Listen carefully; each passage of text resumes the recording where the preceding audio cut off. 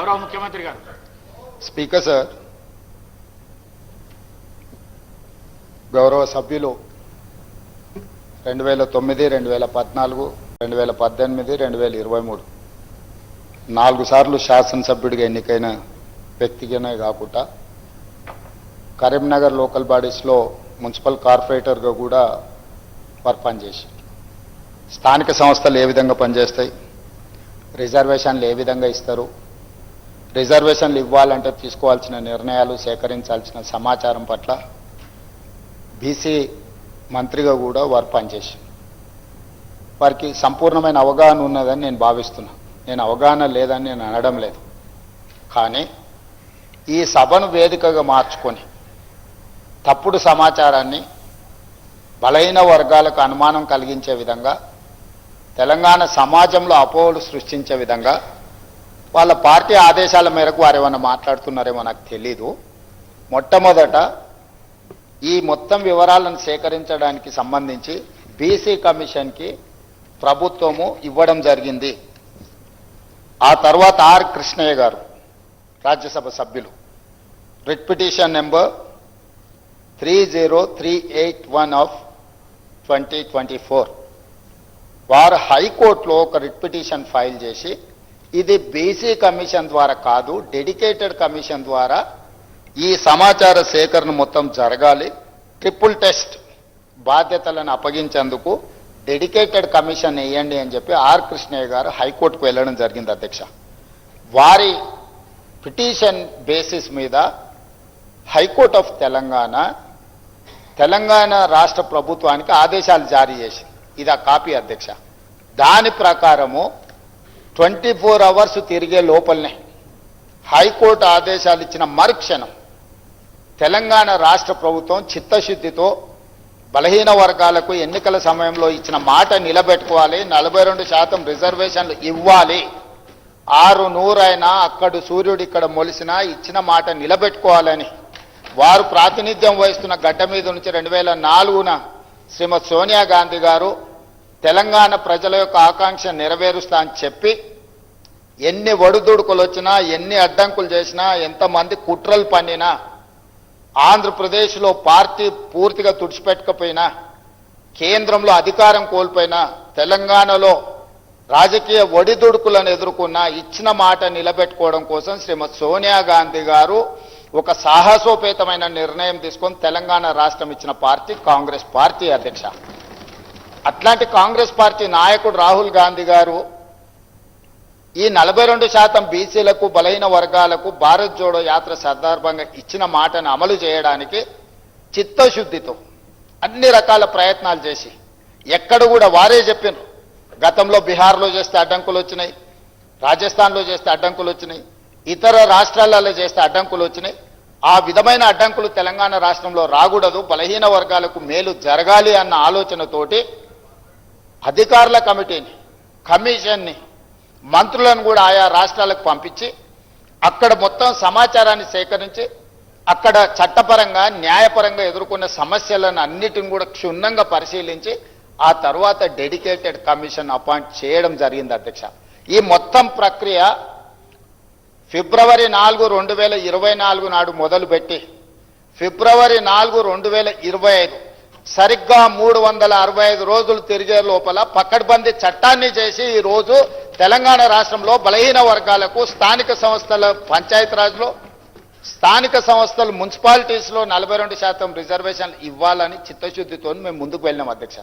ఇదే కాదు, ఇదే శాసనసభలో మంత్రివర్గంలో తీర్మానం చేసి శాసనసభలో ఆమోదింపజేసి విద్యా ఉద్యోగ అవకాశాలలో 42% బిల్లును, అదేవిధంగా స్థానిక సంస్థల్లో 42% రిజర్వేషన్లు 2 బిల్లులను మేము ఆమోదించి గవర్నర్ గారికి పంపించినాం అధ్యక్ష. గవర్నర్ గారు వాటిని ఆమోదించకుండా రాష్ట్రపతి గారికి పంపించారు. దాదాపుగా 5 నెలల నుంచి ఆ 2 బిల్లులు రాష్ట్రపతి గారి దగ్గర ఉన్నాయి అధ్యక్ష. ఈలోపు స్థానిక సంస్థల ఎన్నికలు నిర్వహించడం లేదు, ఆలస్యమైందని కొంతమంది హైకోర్టుకి వెళ్తే తెలంగాణ హైకోర్టు మాకు ఆదేశాలు ఇచ్చి సెప్టెంబర్ 30 తారీఖు లోపల ఎన్నికలను పూర్తి చేయండి అని ఆదేశాలు ఇచ్చింది. ఆదేశాలు ఇచ్చినప్పటి నుంచి 30 రోజుల లోపల రిజర్వేషన్లను కూడా నిర్ధారించండి అని చెప్పి ఆదేశాలు ఇవ్వడం జరిగింది అధ్యక్ష. హైకోర్టు ఆదేశాల మేరకు ఉన్న పరిస్థితులను చట్టాలను అన్నిటిని పరిశీలిస్తే 2018లో చంద్రశేఖరరావు గారు తీసుకొచ్చిన పంచాయతీరాజ్ యాక్ట్ గంగ్ల కమలాకర్ గారు బీసీ మంత్రిగా ఉండుకుంటూ తెచ్చిన చట్టం ఏంటంటే 50% పరిమితికి లోబడి మాత్రమే ఎన్నికలను నిర్వహించాలి.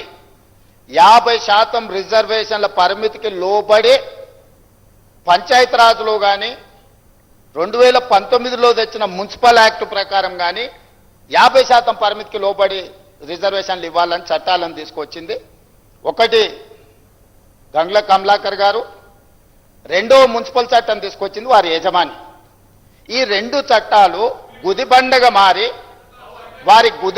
మారి అడ్డంకిగా మారడంతో ఈ ఎన్నికలు నిర్వహించడానికి మా ప్రభుత్వం చిత్తశుద్ధితోటి ఎంబడే ఆర్డినెన్స్ తీసుకొచ్చి ఈ అడ్డంకిని తొలగించండి అని మళ్ళీ ఆర్డినెన్స్ను గవర్నర్ గారికి పంపించినాం అధ్యక్ష. గవర్నర్ గారు ఆ ఆర్డినెన్స్ను కూడా వీళ్ళ మాటలు నమ్మి, ఒకప్పుడు ఆయన ఒక రాష్ట్రానికి ఆర్థిక మంత్రి, ఒకప్పుడు ఈ రాష్ట్రానికి ఆర్థిక మంత్రిగా పనిచేసిన ఆయనకి ఇద్దరి మధ్యలో మిత్రులతో ఉండి తెర వెనుక లాబింగ్ చేసి ఇది కూడా రాష్ట్రపతి గారికి పంపించండి చెప్తే ఈ ఆర్డినెన్స్ కూడా రాష్ట్రపతి గారి దగ్గరకు పోయింది అధ్యక్ష. ఆ రోజు ఆర్డినెన్స్ ఎందుకు తెచ్చినాం అధ్యక్ష? అత్యవసరం ఉండి శాసనసభ నడవడం లేదు కాబట్టి ఆర్డినెన్స్ తీసుకొచ్చి పంపించినాం. ఈరోజు శాసనసభ ఉన్నది కాబట్టి ఆర్డినెన్స్ రాష్ట్రపతి నుంచి ఆమోదం పొందలేదు. ఎప్పుడైనా అత్యవసరంగా ఆర్డినెన్స్ తెస్తే ఆ తర్వాత వచ్చే శాసనసభలో బిల్లు ఆమోదించుకుంటాం. ఇవాళ ఆ బిల్లులు తీసుకొచ్చి ఇక్కడ పెట్టి వీటిని ఆమోదించండి అని అంటే ఏమాత్రం ఇప్పుడు గంగ్ల కమలాకర్ గారు మాట్లాడింది చూడండి అధ్యక్ష. 42% రిజర్వేషన్లు బలహీన వర్గాలకు వస్తే మొదటి వరుసలో గంగ్ల కమలాకర్ సంతోషంగా ఉంటాడని చెప్పిండు. వాళ్ళ నాయకుడు చంద్రశేఖరరావు, వాళ్ళ నాయకుడు తారక రామారావు, వాళ్ళ నాయకుడు హరీష్ రావు సంతోషంగా ఉంటాడని చెప్పలే. ఆయన స్పష్టంగా చెప్తున్నాడు వాళ్ళకి సంతోషం లేదు, వాళ్ళకి దుఃఖం ఉన్నది, వాళ్ళకి బాధ ఉన్నది, వాళ్ళు కడుపు నిండా విషం పెట్టుకొని ఉన్నారని చెప్పి గంగ్ల కమలాకర్ గారు స్పష్టంగా చెప్పారు. నాకు కూడా తెలుసు గంగ్ల కమలాకర్ గారు అభినందిస్తారు దీన్ని. కానీ ఆయన బాధల్లా వెనకాల కూర్చొని నడుపుతున్న ఆయన సమస్య. సో అందుకోసమని ఈరోజు మీరు చెప్తున్న జీవోలు ఏవైతే ఉన్నాయో అధ్యక్ష,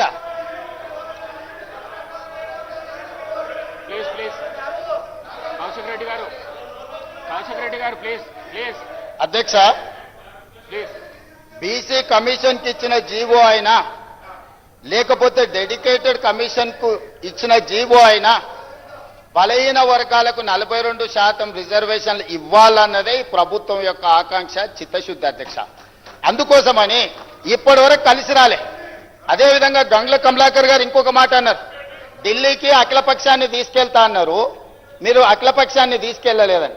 అధ్యక్ష 5 సార్లు ప్రధానమంత్రికి నేను లేఖ రాసిన, దీనికి సంబంధించి మేము ఢిల్లీకి రావాల్సి ఉంది, మీరు ప్రధానమంత్రికి అపాయింట్మెంట్ ఇస్తే మేము అందరం కలిసి వచ్చి మిమ్మల్ని కలిసి విజ్ఞప్తి చేస్తామని. ప్రధానమంత్రి మనకు అపాయింట్మెంట్ ఇవ్వలేదు అధ్యక్ష.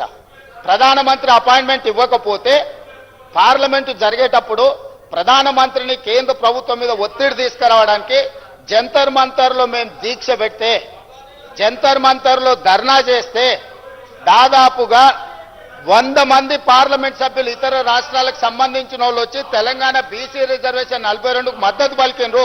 కానీ రాజ్యసభలో ఉన్న బీఆర్ఎస్ ఎంపీలు మాత్రం అటువైపు కూడా కనుదిప్పి చూడలే అధ్యక్ష. బలహీన వర్గాల తరఫున మాట్లాడుతున్న గంగ్ల కమలాకర్ కూడా ఆ వైపు రాలేదు అధ్యక్ష. అంటే వాళ్ళ పార్టీ నాయకుడు బలహీన వర్గాలకు 42% రిజర్వేషన్లు ఇవ్వడానికి సిద్ధంగా లేరు, వాళ్ళకి చిత్తశుద్ధి లేదు. ఇవాళ కూడా ఈ గందరగోళం సృష్టించి బలహీన వర్గాలకు సంబంధించిన రిజర్వేషన్ల బిల్లు ఆమోదం చెందకుండా ఒక అబద్ధాల ప్రాతిపదికనే ఈరోజు మాట్లాడుతున్నారు అధ్యక్ష. అందుకే ఇలాంటి వాళ్ళకి కనువిప్పు కలగడానికి ఫిబ్రవరి 4 ప్రతి సంవత్సరం సోషల్ జస్టిస్ డేగా నడుపుకోవడానికి ఇదే సభలో మా మిత్రులు పొన్నం ప్రభాకర్ గారు తీర్మానం ప్రవేశపెడితే ఆమోదించిన అధ్యక్ష.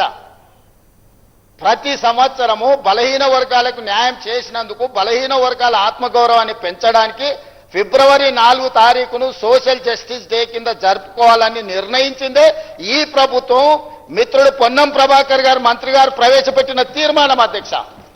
ఈ ప్రభుత్వం చిత్తశుద్ధిని, మీరు తప్పులు చేసిండ్రు, మీ తప్పులకు ప్రజలు శిక్ష విధించిండ్రు, ప్రజలు ఒక తీర్పు ఇచ్చిండ్రు.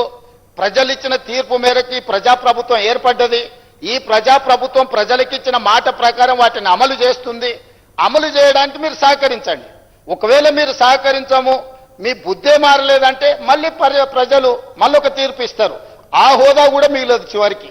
కాబట్టి దయచేసి వీళ్ళు రాలే వాళ్ళు రాలే, అంతకంటే ముందు రాహుల్ గాంధీ గారు ఏం చేసిండ్రు, ఏం మాట్లాడిండ్రు, ఏం హామీ ఇచ్చిండ్రు, ఏ నిర్ణయం మేరకు ముందుకెళ్తున్నో వీళ్ళు మాకు సూక్తులు చెప్పాల్సిన అవసరం లేదు అధ్యక్ష.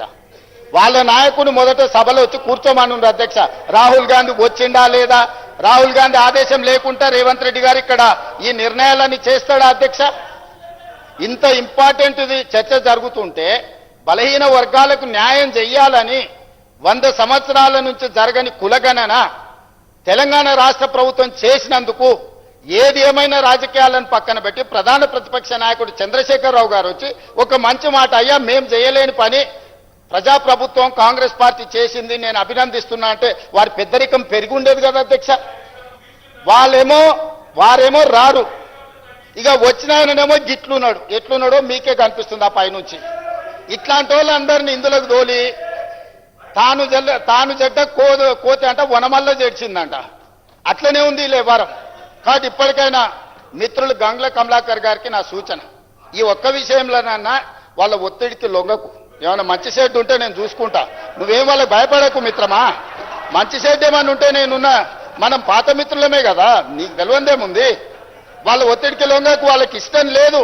వాళ్ళ పోకడలు దగ్గరికి వెళ్ళి నువ్వు చూసినావు. పర్టికులర్గా కరీంనగర్లో నీకైనా ఎల్రమ్న గారికైనా పొన్నం ప్రభాకర్ గైనా వాళ్ళ పోకడలు ఎట్లుంటాయో నీకు తెలియదా, నేను చెప్పాలనా?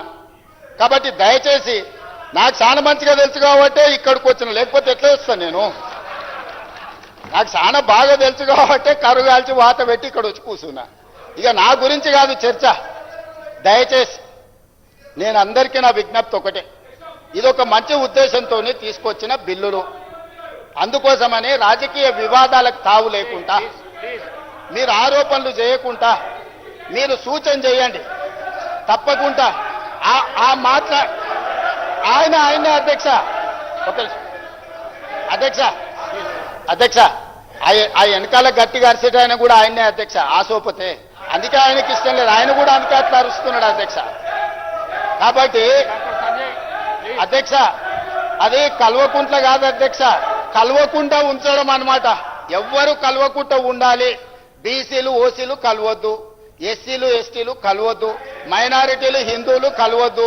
అది కలవకుండా చూసే కుటుంబం అధ్యక్ష, అది కలవకుండా కుటుంబం కాదు.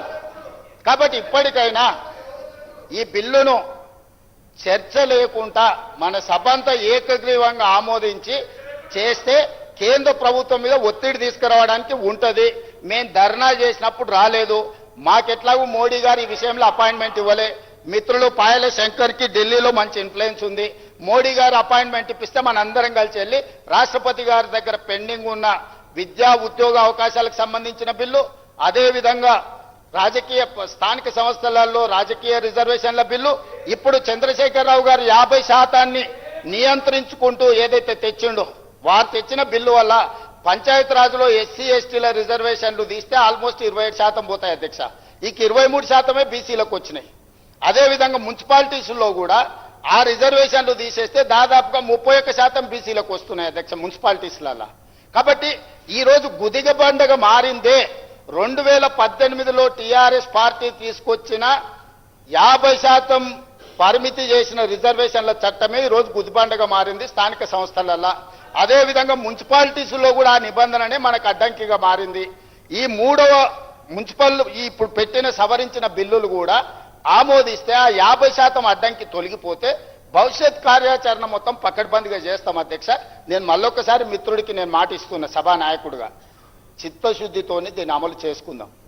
దీన్ని చిలువలు పలువలు చేసి మిమ్మల్ని మీరే అవమానించుకోకండి ఒకరిని ఒకరు. ఎందుకు అని అంటే వాళ్ళు బాగానే ఉంటారు. గంగుల కమలాకరు పొన్నం ప్రభాకర్ను అవమానించిన, పొన్నం ప్రభాకర్ను గంగుల కమలాకర్ను అవమానించిన ఇది బలహీన వర్గాలకు సంబంధించిన ఆత్మగౌరవం అధ్యక్ష. ఈ సభలో ఒకరినొకరు మీరు విమర్శించుకొని ఇతరుల ముందు పలసన కాకండి. నేను సభా నాయకుడిగా వారికి సూచన చేస్తున్నా, మీరు కూర్చొని మాట్లాడుకోండి. మీకు మంచి జరిగే సమయం వచ్చింది. ఈ మంచి జరిగేటప్పుడు కలిసికట్టుగా ఉండండి. యజమానులను ఒప్పించడానికి, సంతోషపెట్టడానికి పరిశమైన పదజాలం మంత్రుల మీద ప్రయోగించడం వల్ల మీరే చులకనవుతారు. మీకు మంచిది కాదు, ఈ సభ మర్యాదకు గౌరవానికి కూడా మంచిది కాదు. కాబట్టి ఇది చర్చలు కూడా చేయాల్సిన అవసరం లేదు. వాళ్ళు చేసిన పాపాలను మేము ఇక్కడ కూర్చొని కడుగుతున్నాం. 50% నిబంధనను తొలగించడానికి పెట్టిన బిల్లులు. దయచేసి చర్చనే లేకుండా గంగ్ల కమలాకర్ గారు ఏకవాక్య తీర్మానం ప్రవేశపెడితే మేమందరం కూడా మద్దతు పలుకుతాం. గతంలో మా నాయకుడు చేసిన తప్పులను మీరు సరిదిద్దుతుండ్రు, ఆ సరిదిద్దే బిల్లులకు మీరు మద్దతు పలకండి అని అంటే సభ మొత్తం ఏకగ్రీవంగా వారికి మద్దతు పలుకుతాం, పాస్ అయిపోతుంది అధ్యక్ష. దయచేసి ఆ దిశగా తీసుకెళ్లమని చెప్పి మిమ్మల్ని కోరుకుంటున్నాను అధ్యక్ష.